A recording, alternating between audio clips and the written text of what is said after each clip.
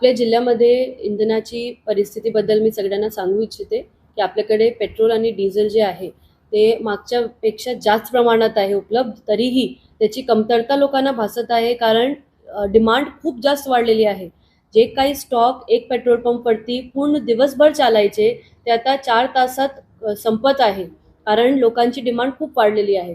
तर मी लोकांना आवाहन करू इच्छिते की आपल्याकडे स्टॉकमध्ये कुठल्याही प्रकारची कमतरता नाही आहे. डिमांड वाढल्यामुळे सप्लाय आणि डिमांडचा एक मिसमॅच झालेला आहे. त्याच्यामुळे एक आर्टिफिशियल गॅप, सप्लाय गॅप सारखं दिसत आहे, पण तसा नाही आहे. ते तुम्हाला थोडासा अजून मी एक्सप्लेन करते.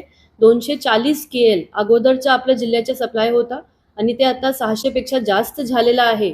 तरीही आपल्याला पेट्रोल पंपवरती कमतरता दिसते. तर मी आवाहन असा करते नागरिकांना की जेवढं गरज असेल तेवढाच तुम्ही डिझेल आणि पेट्रोल आता वापरा. जास्त साठा करू नका. घाबरण्याची काही गोष्ट नाही आहे. आपल्याकडे मनमाडला आपला फिलिंग सेंटर आहे, तिकडून आपल्याला कॉन्स्टंटली सप्लाय सुरू आहे. आणि आपला जे दुसरा प्रश्न आहे की किती पेट्रोल पंप बंद आहे, तर आपल्याकडे 177 पेट्रोल पंप जे आहे त्याच्यामध्ये जवळपास 10% पेट्रोल पंप काहीतरी टेम्पररी बंद आहे, कारण त्यांचे पेट्रोल डिझेल आत्तासाठी संपलेलं आहे, पण ते रिफिल होणार आहे.